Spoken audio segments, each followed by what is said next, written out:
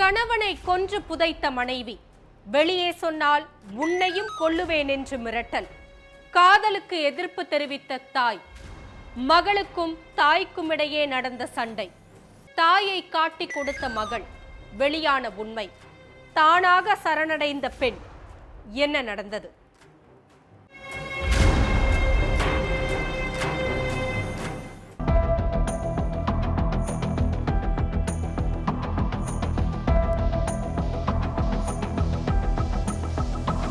சுகன்யா வீட்டில் பயங்கர சத்தம்.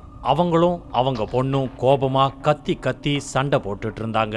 நான் அவனை தான் காதலிக்கிறேன், அவனை தான் கல்யாணமும் பண்ணிக்குவேன்னு பொண்ணு அம்ருதா சொல்ல, அதுக்கு அம்மா சுகன்யா, அது மட்டும் நடந்தா உன்னை அப்படியே கொன்னு புதைச்சிடுவேன்னு மிரட்டுனாங்க. இதை கேட்ட பொண்ணு அம்ருதா கடும் கோபத்துல, எப்படி எங்க அப்பனை கொன்ன மாதிரியா அப்படின்னு சொல்லி, வா போலீஸ் ஸ்டேஷனுக்கு அப்படின்னு கூப்பிட்டு இருக்காங்க. அப்படியே உறைஞ்சு போய் நின்ன சுகன்யா, நீ என்ன கூப்பிட்டுட்டு போறது, நானே போறேன்னு சொல்லி போலீஸ் ஸ்டேஷனுக்கு போன சுகன்யா அங்க இருந்த காவல்துறை அதிகாரி கிட்ட அந்த கொடூர கொலையை பத்தி சொன்னாங்க.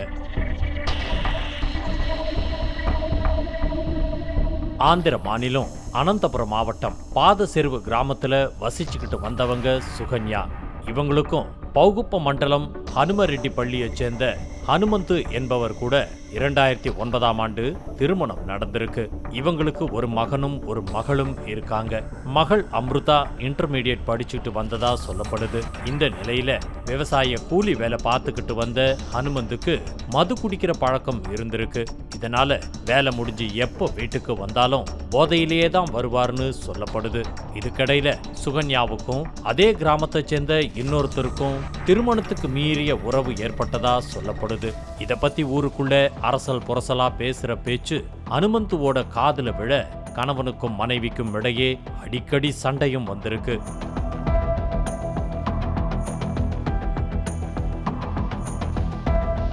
இப்படியே சண்டையும் தகராறா போக கடந்த 4 மாசத்துக்கு முன்னாடி ஒரு நாள் ஃபுல்லா மது குடிச்சிட்டு வந்த ஹனுமந்து சுகன்யா கிட்ட சண்டை போட்டிருக்காரு. ஒரு கட்டத்துல வாக்குவாதம் முற்றி சுகன்யாவை ஹனுமந்த் அடிச்சிருக்காரு. அடியோட வலி தாங்காத சுகன்யா மகள் தடுத்தும் ஆவேசத்துல அங்க இருந்த உலக்கையை எடுத்து ஹனுமந்துவோட தலையில பலமா அடிச்சிருக்காங்க. இதுல மண்டை உடைஞ்சி ரத்தம் சொட்ட சொட்ட கீழே சரிஞ்ச ஹனுமந்து சம்பவ இடத்திலேயே உயிரிழந்துட்டாரு.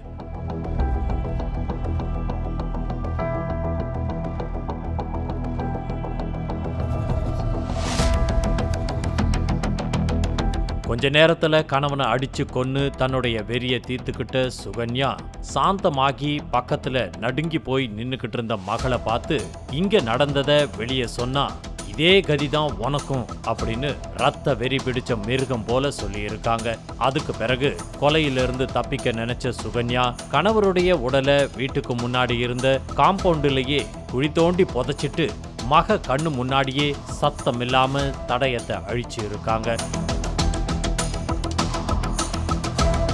2 நாள் கழிச்சு ஹனுமந்தோட அப்பா அம்மாவுக்கு போன் செஞ்ச சுகன்யா, உங்க பையன் ஒரு பொண்ணை கூட்டிட்டு ஓடி போயிட்டான்னு சொல்லி நம்ப வச்சிருக்காங்க.